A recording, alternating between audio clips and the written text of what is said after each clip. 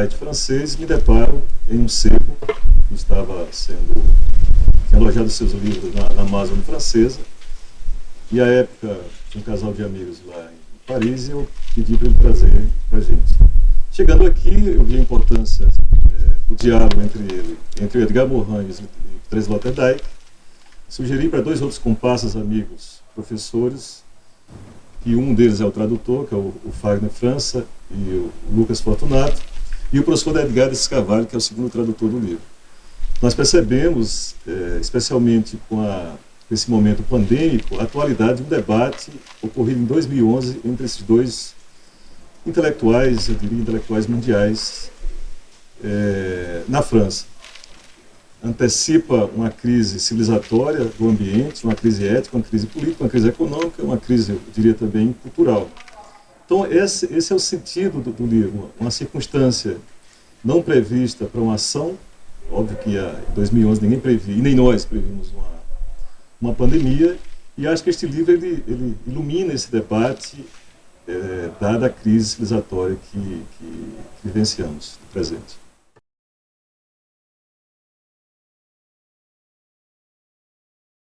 Então, recebi do professor Alex uma cópia desse pequeno grande livro, que na verdade trata-se são extratos de um grande diálogo que foi produzido pelo Colégio Internacional, que tem o Edgar Morin como presidente honorário, e entre os pensadores que fazem parte do colégio estão grandes nomes das ciências humanas, como o próprio Peter Sloterdijk, o Amartya Sen e outras pessoas. Então, na verdade, esse pequeno livro é um extrato desse diálogo que aconteceu em 2011, na época da chamada Primavera Árabe. Mas é um livro extremamente atual, porque trata-se de dois pensadores enciclopédicos e planetários e que de alguma forma conseguem dar contornos ao espírito do tempo, né? Independente se seja hoje ou há 10 anos passados atrás.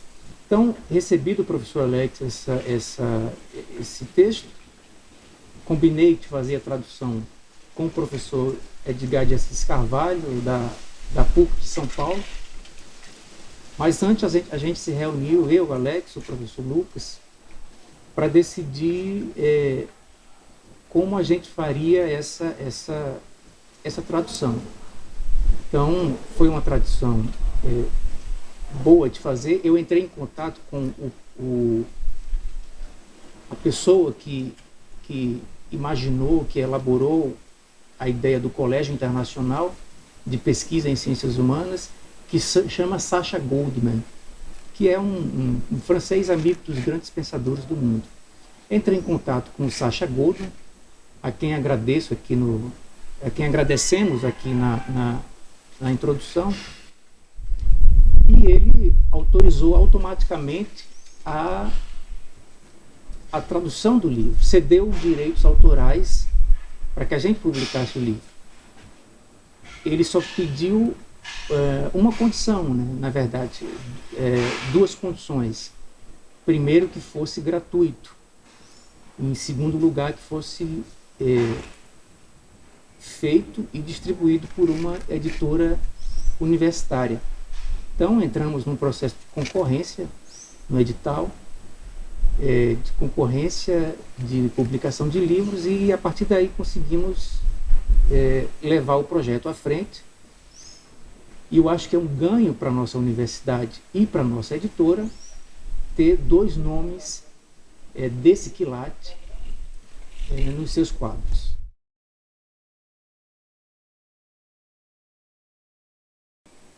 Tornar a Terra Habitável é o segundo projeto editorial do Selo Marginalia.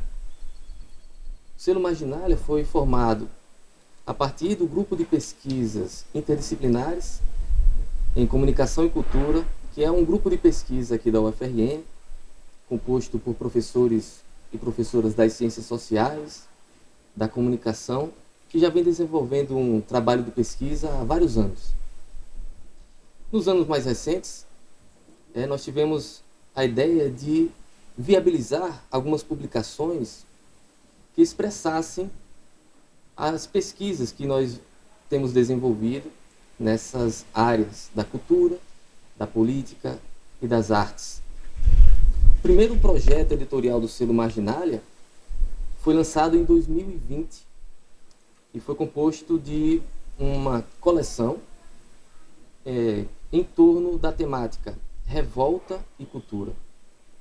O professor Alex vem estudando a revolta já há bastante tempo, publicou um livro sobre Arthur, que tem como um dos temas a revolta deste anjo terrível. O Fagner França também desenvolveu uma pesquisa com base na obra de Arthur, mais especificamente com relação ao cinema. E posteriormente eu também desenvolvi uma pesquisa sobre arte contemporânea que investiga as expressões artísticas como canalizações da revolta social e micropolítica.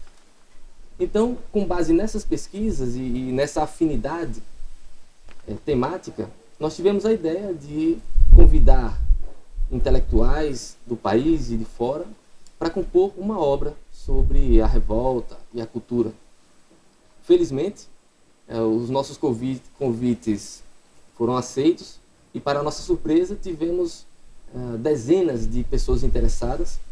E aí, ano passado, nós publicamos o volume 1 da coleção, que traz como título Rebelados da Cultura, e conta com a professora Ceissa de Almeida, o professor Edgar de Assis Carvalho, o professor dos Estados Unidos, Gankel, e também alguns intelectuais da França, como Camille Dumolier, entre outros.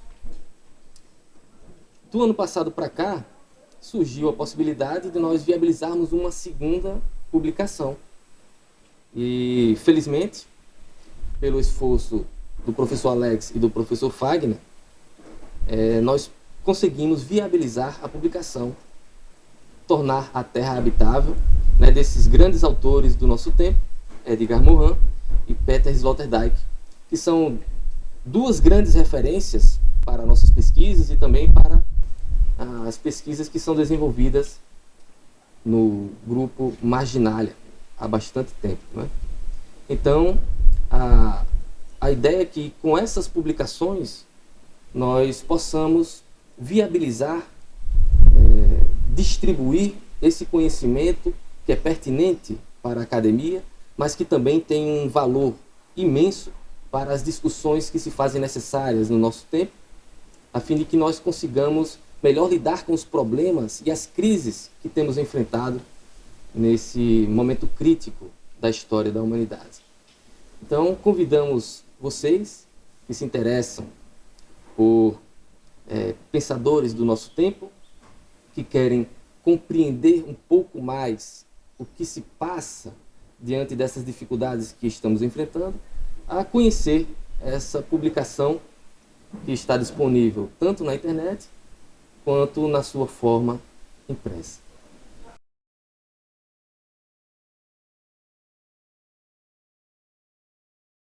Peter Sloterdijk é um filósofo alemão, nascido em Karlsruhe, cidade na qual ele foi reitor da universidade, professor de filosofia e estética.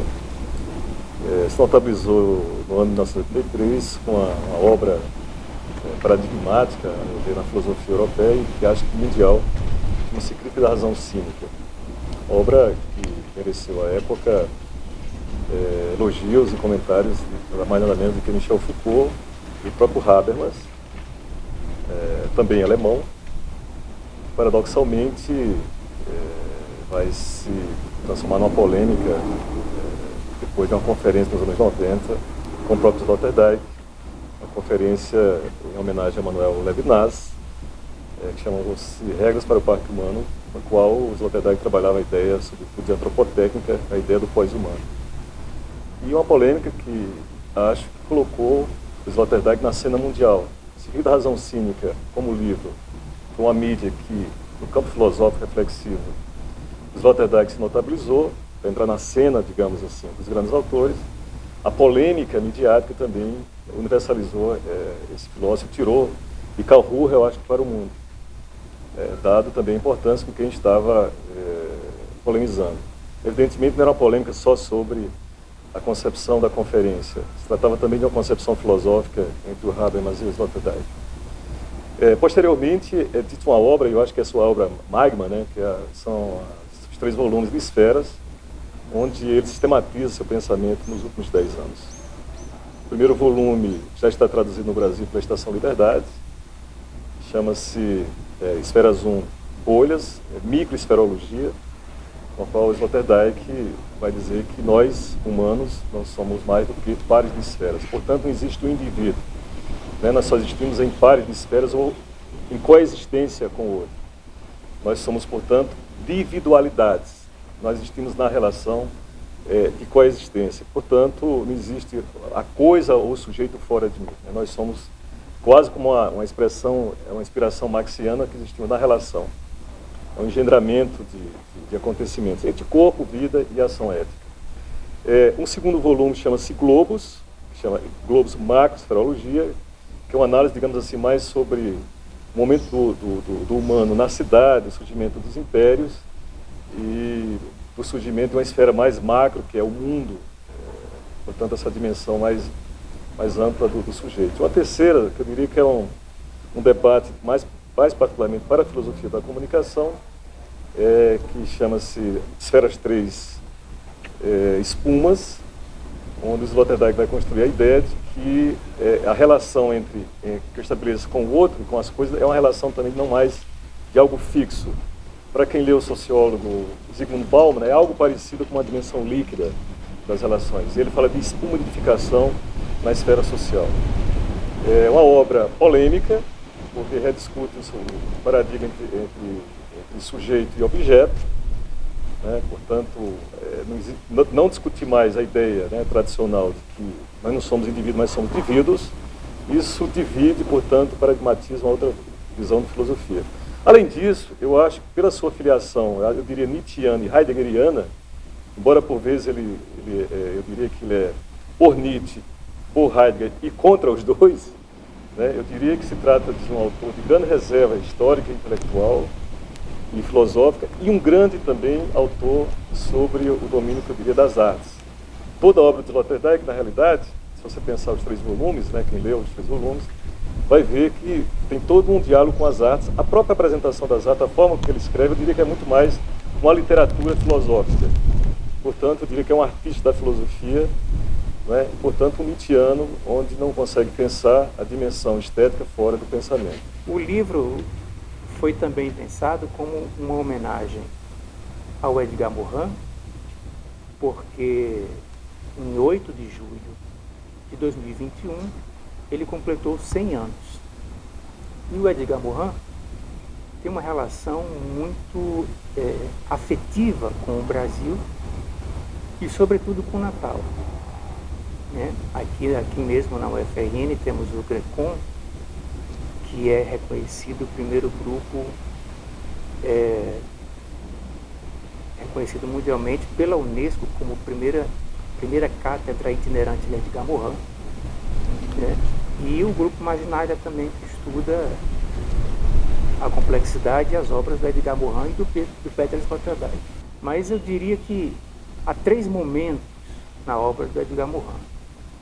Ele começa a escrever, ele nasce em 1921, em 46 ele escreve seu primeiro livro sobre a Alemanha Anos Zero, que é uma mistura de sociologia e jornalismo.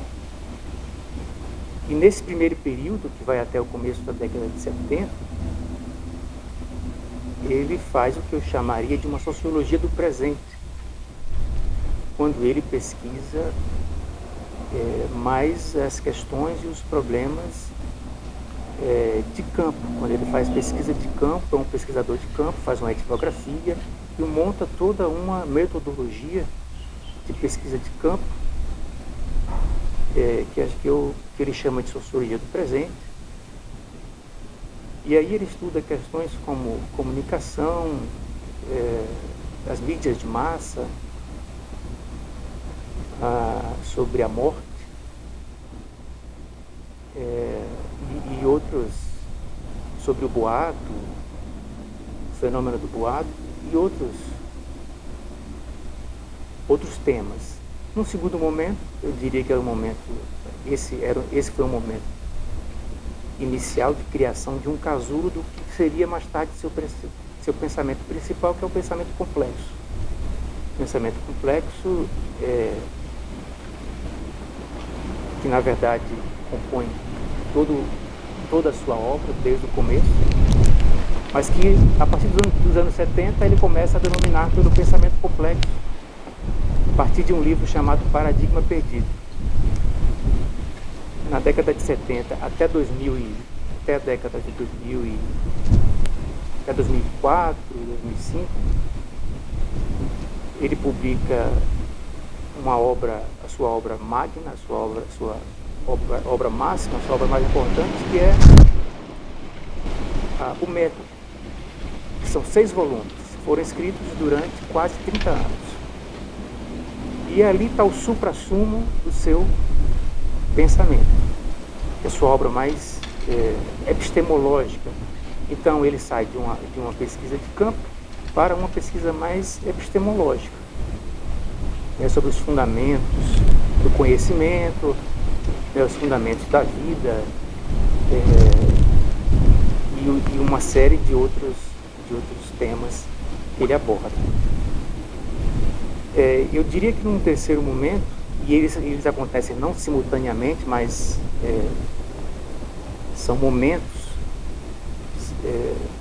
que se dão durante a sua carreira, que eu chamaria de pensamento planetário, quando ele vai pensar as questões que ele chama de terra-pátria, né? ou as vias para o futuro da humanidade. Quando ele começa a pensar de forma mais planetária, eu acho que o seu livro A Via para o Futuro da Humanidade é uma das suas obras mais estratégicas, porque também faz ali uma pesquisa interessante de campo, mostrando empiricamente como seria essa nova via para o futuro da humanidade. E aí, desde então, ele tem sido adotado por pensadores de diversos campos, diversos domínios do conhecimento, desde a filosofia, da comunicação, da sociologia, para pensar, e da educação principalmente, sobretudo,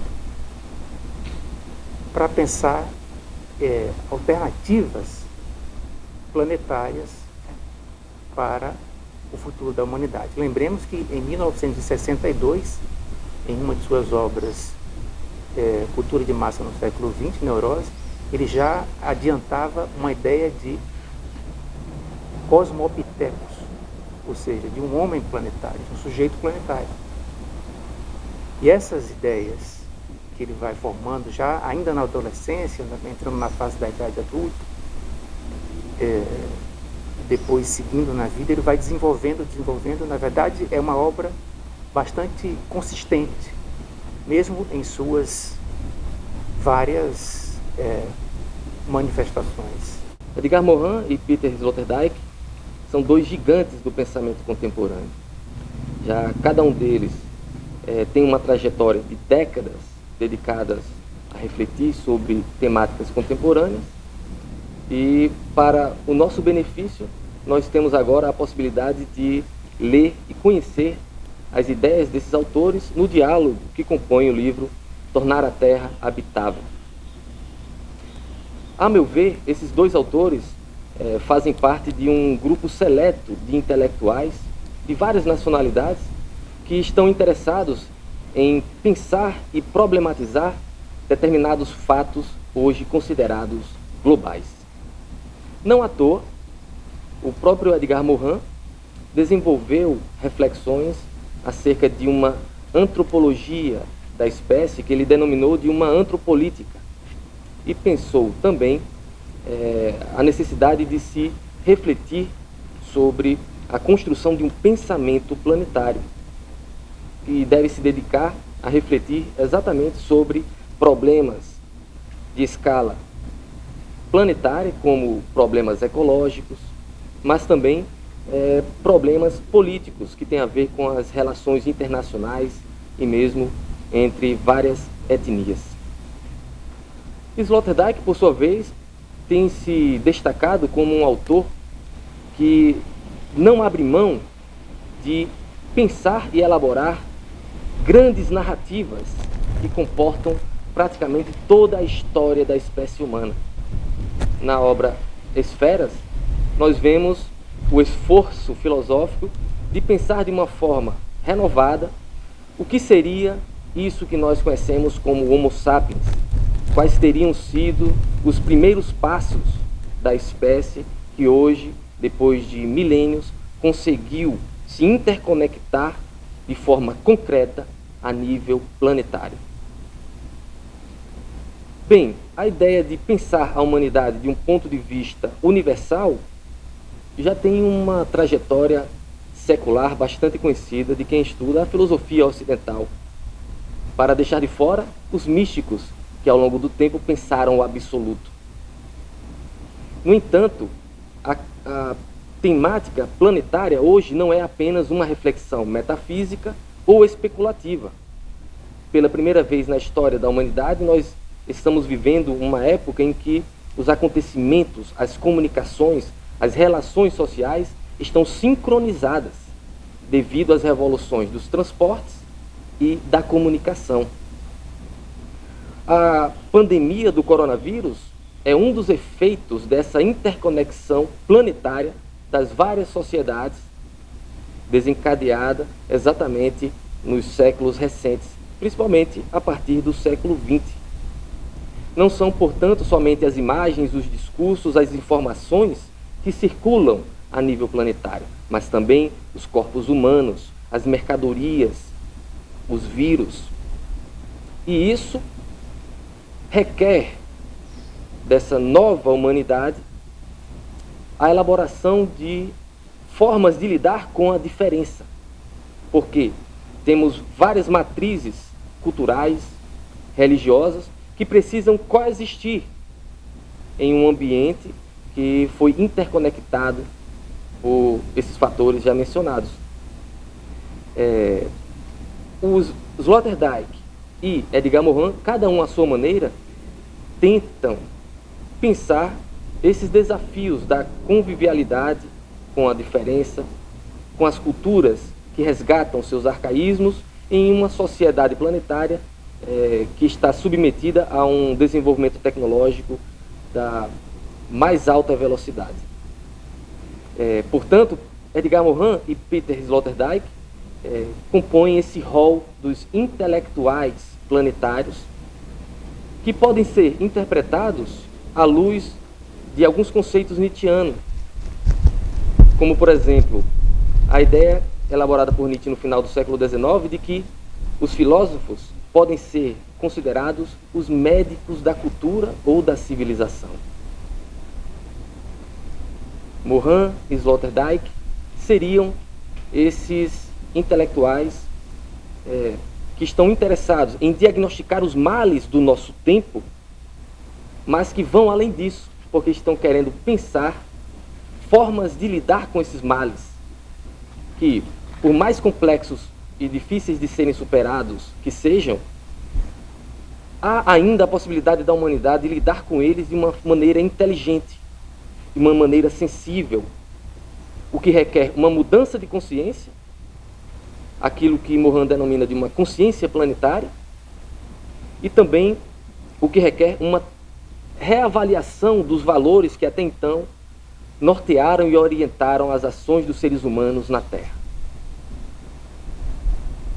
Peter Sloterdijk, no livro Tornar a Terra Habitável, desenvolve o conceito de co-imunismo, que é um conceito que quer pensar os sistemas imunitários, que nada mais são do que esses sistemas sociais que são organizados para para lidar com os fatores estressores externos a uma dada sociedade, a fim de melhor orientar o destino coletivo. Então temos aí dois autores que estão chamando a atenção para a necessidade de reavaliar os nossos valores e também as nossas práticas, porque disso dependerá a viabilidade da humanidade, dadas as crises variadas que temos enfrentado atualmente, como a crise energética, a crise ecológica, a crise dos refugiados e até mesmo as crises dos fundamentalismos, sem esquecer da ascensão ou da pretensa ascensão dos fascismos contemporâneos. Então, Alex, qual seria uma forma de entrar nesse livro aí, para quem vai se aventurar nas ideias desses autores? Eu acho que uma delas, como se trata de dois autores planetários, ou como diz o colega Lucas, médicos da cultura nietzschiana, para pensar as crises do presente, resgatar a ideia, quando diz resgata a ideia aristotélica de um sujeito megalopsíquico, que é um sujeito que pensa a ideia do comum ou da coimunidade, né? Que é a ideia de você pensa uma família, mas como sempre algo para o comum e, portanto, com uma extensão mundial. Essa ideia está lá no Aristóteles, na Ética Nicômaco do Aristóteles. Acho que são ideias fundamentais, contemporâneas, para a gente pensar uma política de civilização, na acepção borraniana. Acho que é uma ideia fundamental, porque acho que complementa a concepção de interdependência e a ideia dos três sistemas que compõem a imunidade. Que é a ideia de, que é isso que o Sloterdijk diz, né? Todo ser humano é composto por três sistemas imunitários característicos. Um, que é a dimensão do corpo, portanto a dimensão biológica, quer dizer, essa dimensão que eu tenho que negociar enquanto espécie, né? Eu tenho esse corpo. Uma dimensão que é mais da ordem, eu diria, jurídica e da solidariedade, eu não existo fora da relação da sociedade, portanto das normas e do direito. E terceiro, que é o sistema imaginário e simbólico, quer dizer, que se constitui aí os valores, digamos, psíquicos e simbólicos do humano. E nesses três sistemas você tem essa grande contradição, que é pensar para si, pensar para o outro e construir o mundo. Então acho que a ideia do Aristóteles complementa essa visão do Sloterdijk da coimunidade, né? Porque resgata a ideia de um sujeito mais planetário, como vocês dois destacaram. E uma ideia política de solidariedade, que é outra, quer dizer, como é que eu incluo o estrangeiro, como é que eu incluo o imigrante africano, como é que eu incluo o imigrante pobre, e como é que eu distribuo o habitar no mundo contemporâneo. Eu acho que essa ideia é fundamental, é forte no livro. Eu acho que tem duas, desculpe Lucas, tem duas questões. Tem uma questão importante, assim, que os dois autores têm tem os seus pontos comuns, que realmente são dois pensadores transdisciplinares, como o Lucas já colocou, que vão da arte à filosofia, à educação, mas são dois autores que conseguiram construir, como todo grande autor, constrói seu próprio campo semântico. Então, o que o Alex fala dos campos, dos três campos imunitários, eu acho que o Bourrin, na sua linguagem, falaria de outra forma. Falaria, por exemplo, no sujeito trinitário, né? Na condição humana trinitária, ou seja, para pensar, o sujeito tem que pensar, para pensar uma ética, uma política de civilização, como você coloca, temos que pensar a partir de três eixos: a partir do indivíduo, da sociedade e da espécie. Eu acho que nesse sentido as ideias do Edgar Morin e do Peter Sloterdijk conversam bastante durante o livro. Eu acho que é um diálogo onde as ideias convergem, mesmo cada um no seu próprio campo semântico. Não sei o que você acha, Lucas.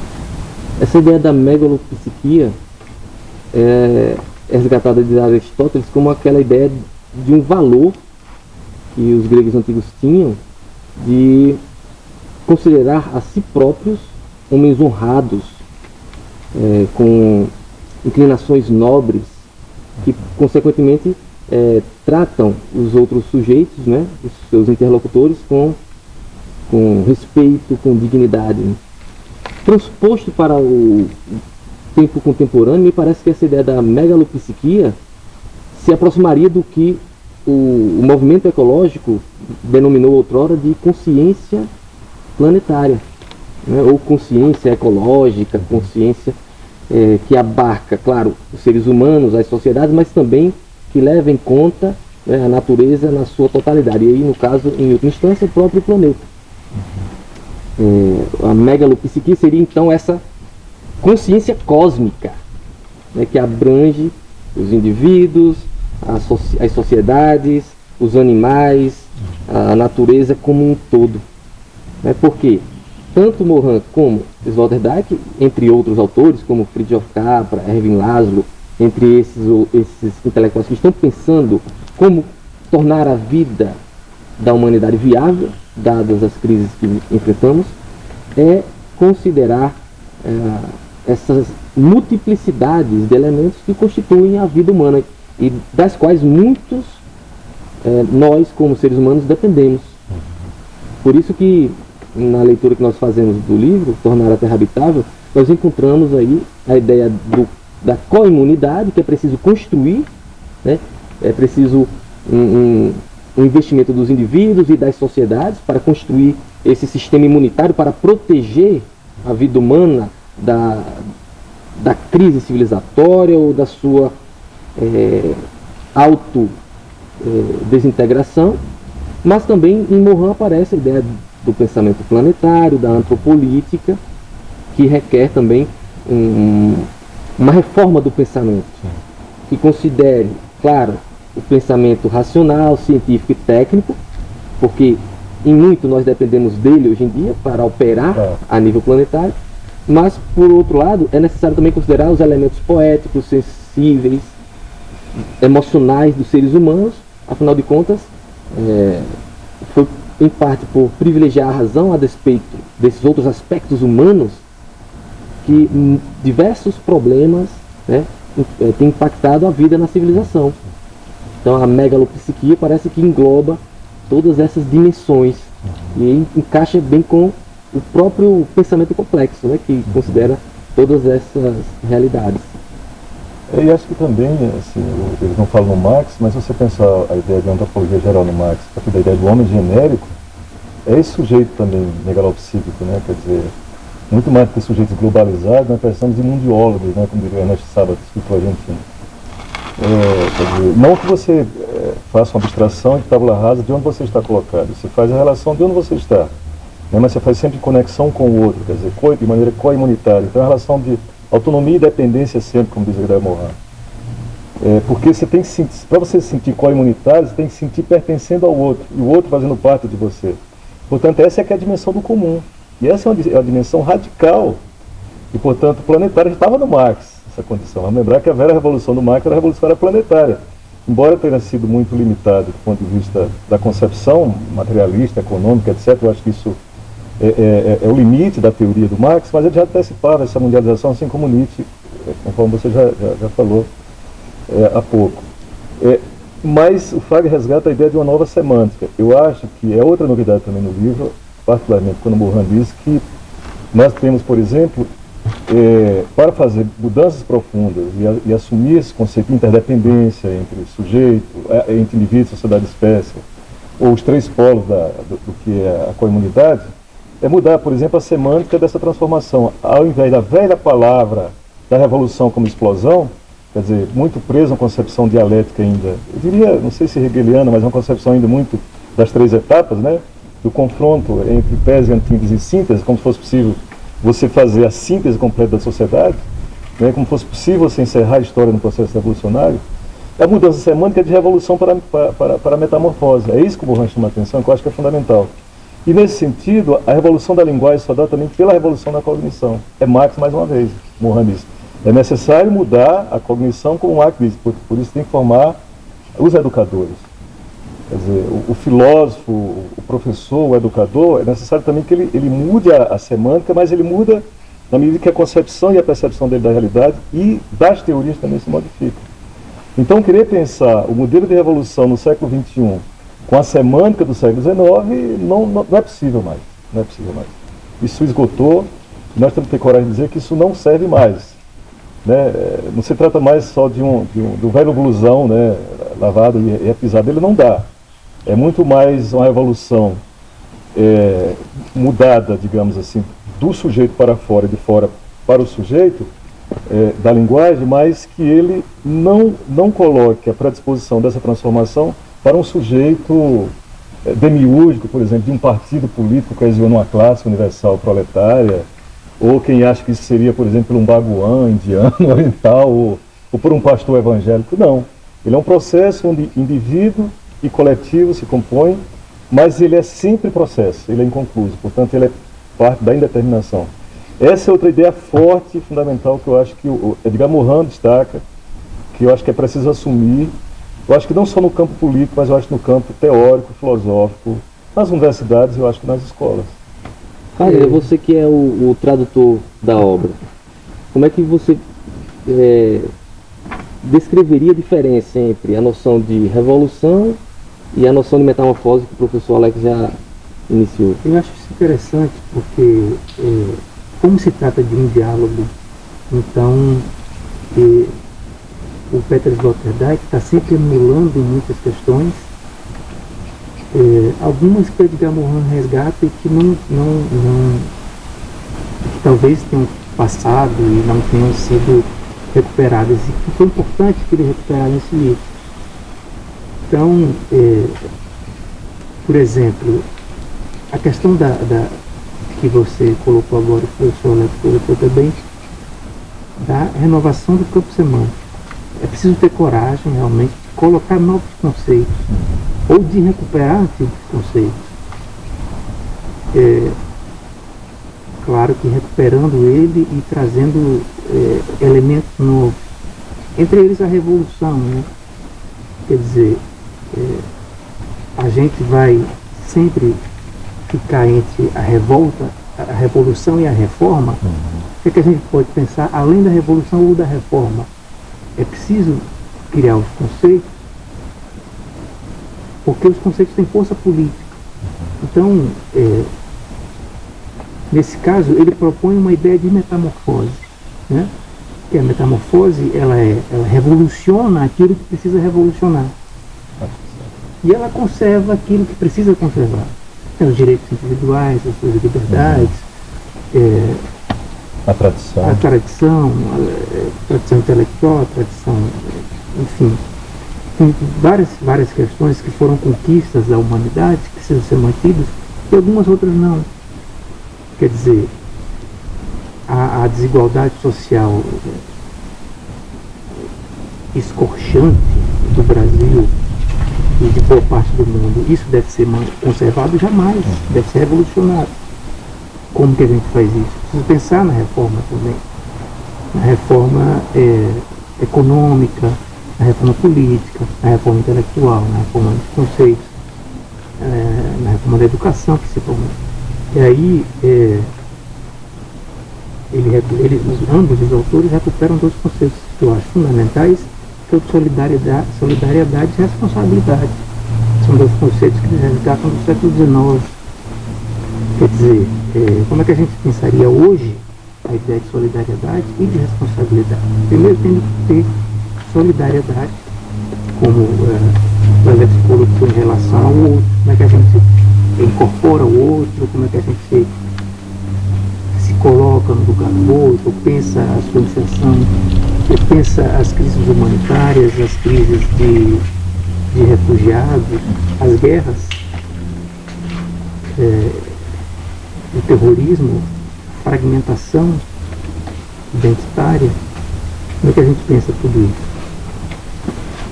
A segunda questão é que a gente tem responsabilidade sobre tudo isso. Quer dizer, não adianta mais a gente pensar que não temos responsabilidade por nossos atos e que não estamos interligados. Essa eu acho que é a questão fundamental que traz o Peter Sloterdijk. E o Morin também. Quer dizer, E eu acho que esse livro ele é bastante atual nesse sentido, porque a pandemia de 2020 e 2021 deixa isso muito claro, e como a gente está interligado, quer dizer, é um sistema econômico agressivo, né, que transformou uma sociedade completamente em seus comportamentos, em seus costumes, em seu pensamento, e aí você tem uma crise global, porque uma coisa que aconteceu no outro lado do mundo chega aqui rapidamente, envolvendo atores humanos e não humanos. Porque se a gente pensar, por exemplo, em toda a cadeia de transmissão, envolve animais, envolve o contato com o alimento, envolve o contato com o humano em outro lugar, em outros países, e isso circula o país inteiro rapidamente. Então, essa é a ideia de ecologia da ação, é pensar, eu não posso me eximir da responsabilidade de tudo que está acontecendo. Eu tenho que participar, ou seja, participar pensando quais são os resultados da minha ação. Isso Hannah Arendt já dizia, né? Abrindo o diálogo aqui com Hannah Arendt. Quer dizer, eu não tenho controle sobre a minha ação desde que eu pratico a ação. E às vezes você pratica uma boa ação que pode se transformar numa má ação e vice-versa. E aí eu tenho duas possibilidades, segundo Hannah Arendt. Ou o perdão, ou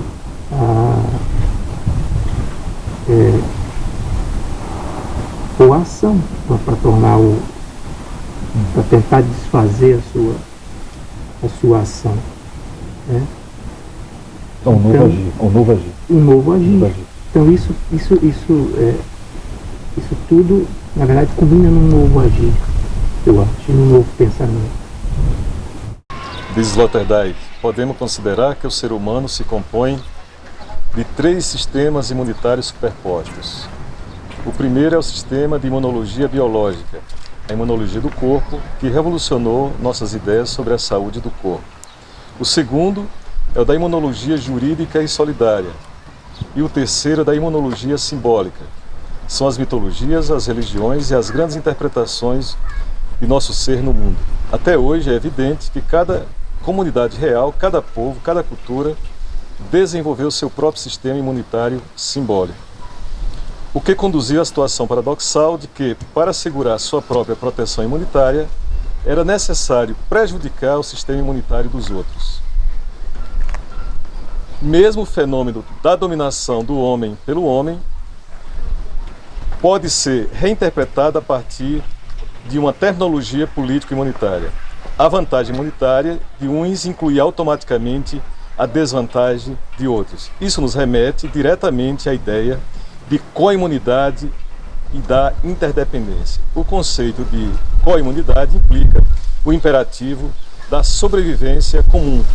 Não podemos, portanto, conceber a sobrevivência de uns às custas dos desaparecimentos de outros.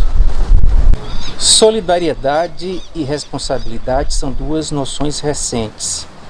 No século XIX, a ideia de solidariedade tornou-se um termo político. Antes, ela era uma noção jurídica referente ao que hoje denominamos responsabilidade civil. A responsabilidade apareceu apenas no século XX. O importante agora é se perguntar o que teria acontecido para garantir o extraordinário prestígio desses dois novos conceitos.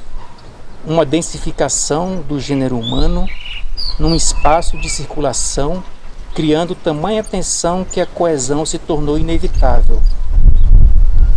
Precisamos agora incluir o cálculo de todas as consequências não voluntárias de nossos atos, os efeitos secundários, colaterais e até mesmo o que chamamos de efeitos perversos. Esse é o modo de agir do homem responsável, que se transformou em ator principal da cena moderna. Diz Mohan: creio realmente que o curso atual das coisas segue provavelmente rumo a catástrofes ecológicas, nucleares, políticas. Resumindo, rumo a uma policatástrofe. Mas probabilidade não significa inevitabilidade. O que é importante na história? O surgimento do inesperado que vem para desmentir as previsões. Seja para o pior, como o 11 de setembro de 2001, ou para o melhor, o bem, como a eleição de Obama ou, atualmente, as revoluções árabes. Creio que toda crise, por mais que favoreça as piores destruições e regressões, pode também favorecer as soluções e as imaginações. Até o presente, tivemos a tendência de confundir a esperança com a certeza. A ideologia do progresso acreditava ser a lei da história. Enquanto a ideia de progresso como lei da história esteve presente nas mentes humanas, a certeza do determinismo histórico alimentava a esperança. Hoje, que não há mais lei da história, a esperança se depara com sua fragilidade, já que cada vez mais a esperança não pode se desenvolver senão da desesperança. Lá onde cresce o perigo, cresce também o que salva, já afirmava o poeta Roder. Tornar a Terra Habitável é um diálogo incandescente de Edgar Morin com Peter Sloterdijk. Faz parte de uma iniciativa do Colégio Internacional de botar esse diálogo entre esses dois pensadores do mundo contemporâneo, com esse sugestivo título de Tornar a Terra Habitável. Tive o prazer de ser tradutor do livro junto com o Fagner França. O livro foi realizado por Marisa Bosco, que trabalha comigo também nas atividades tradutórias. Fiquei surpreendido com o conteúdo deste livro, tão pequeno, e no original tem 37 páginas, no original francês, e na edição brasileira, que está sendo agora publicada pelo FRN, ele tem cerca de 87 páginas, um diálogo onde fica comprovado uma assertiva de David Bohm, um livro que eu gosto muito, chamado Sobre o Diálogo, onde o Bohm diz o seguinte: para dialogar é preciso suspender as crenças pessoais, as convicções, as egolatrias. E é isso que Edgar Morin e Peter Sloterdijk fazem neste diálogo, originalmente gravado em 2011. Na atividade tradutória, à medida que a tradução avançava, eu e Fagner concordamos que era necessário colocar as nossas notas para esclarecer o leitor em determinadas passagens de autores que os dialogantes não esclarecem no texto. Então, se não me engano, o livro tem 35 notas nossas, além de algumas poucas notas do Peter e do Edgar. Então temos aí um presente para o mundo, e essa utopia realizável de tornar a Terra habitável de novo, porque ela está ficando inabitável. O que poderíamos dizer é que, suspenso das crenças, o que a gente vê nesse texto é uma correspondência, uma interdependência entre as concepções de Edgar Morin e de Peter Sloterdijk. Se combina a autoética, a socioética, a antropoética, com sistemas imunitários de Sloterdijk, que são o sistema biológico, o sistema jurídico e o sistema simbólico. Então se mostra que, às vezes, as ideias são sempre complementares.